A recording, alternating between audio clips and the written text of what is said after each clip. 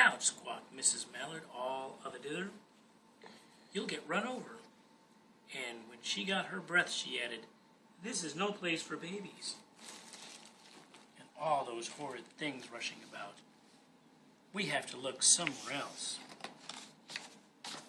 So they flew over Bacon Hill and around the State House, but there was no place there. They looked in Louisburg Square, but there was no water to swim in. Then they flew over the Charles River. "This is better," quacked Mr. Mallard. "That island looks like a quiet, nice place, and it's only a little way from the public garden." "Yes," said Mrs. Mallard, remembering the peanuts. "That looks just like the right place to hatch ducklings." So they chose a cozy place among the bushes near the water and settled down to build their nest. And only just in time, for now they were beginning to molt. All their old wing feathers started to drop out, and they would not be able to fly again until the new ones grew in. But of course they could swim, and one day they swam over to the park on the riverbank, and there they met a nice policeman named Michael. Michael fed them peanuts, and after that the Mallards called on Michael every day. After Mrs. Mallard had laid 8 eggs in the nest, she couldn't go to visit Michael any more because she had to sit on the eggs to keep them warm. She moved off the nest only to get a drink of water or to have her lunch, or to count the eggs to make sure they were all there. One day the ducklings hatched out.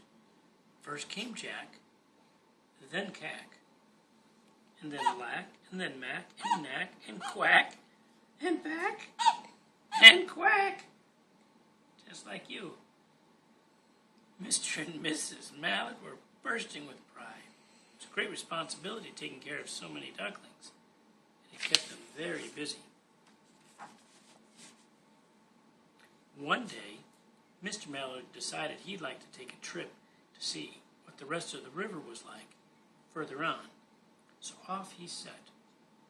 "I'll meet you in a week in the public garden," he quacked over his shoulder. "Take good care of the ducklings." "Don't you worry," said Mrs. Mallard. "I know all about bringing up children." And she did. She taught them how to swim and dive. She taught them how to walk in a line, to come when they were called, and to keep a safe distance from bikes and scooters and other things with wheels. When at last she felt perfectly satisfied with them, she said one morning, "Come along, children. Follow me." Before you could wink an eyelash, Jack, Cack, Lack, Mack, Knack, Whack, Pack, and Quack fell into line, just as they had been taught. Mrs. Mallard led the way into the water, and they swam behind her to the opposite bank. There they waded ashore and waddled along until they came to the highway. Mrs. Mallard stepped out to cross the road. Honk, honk. Went the horns on the speeding cars. Whack! Said Mrs. Mallard, as she tumbled back again. Quack, quack, quack, quack, went Jack, Cack, Lack, Mack, Knack, Whack, Pack, and Quack, just as loud as their little quackers could quack.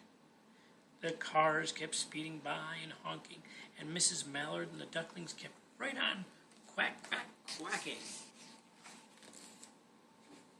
They made such a noise that Michael came out running, waving his arms and blowing his whistle.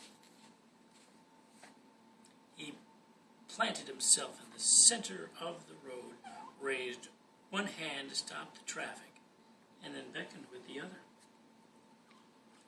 the way policemen do, for Mrs. Mallard to cross over.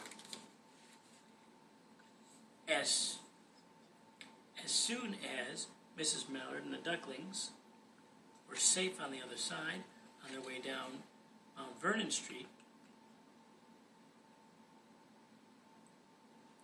Michael rushed back to his police booth. He called Clancy at the headquarters and said, "There's a family of ducks walking down the street," Clancy said. "Family of what?" "Ducks," yelled Michael. "Send a police car, quick." Meanwhile, Mrs. Mallard reached the corner bookshop and turned into Charles Street with Jack, Cack, Lack, Mack, Knack, Whack, Pack, and Quack, all marching in line behind her. Everyone stared. An old lady from Beacon Hill said, "Isn't it amazing?" And the man who swept the street said, "Well, now ain't that nice?" And when Mrs. Mallard heard them, she was so proud she tipped her nose in the air and walked along with an extra swing in her waddle. When they came to the corner of Beacon Street, there was a police car with 4 policemen that Clancy had sent from headquarters.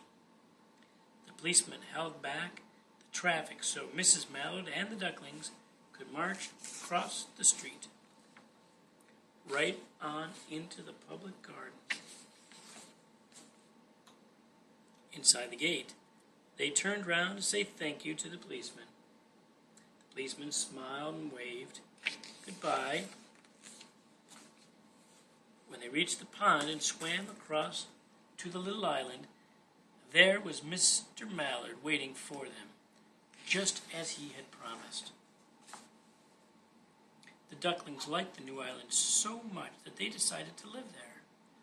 All day long, they followed the swan boats and eat peanuts. And when night falls, they swim to their little island and go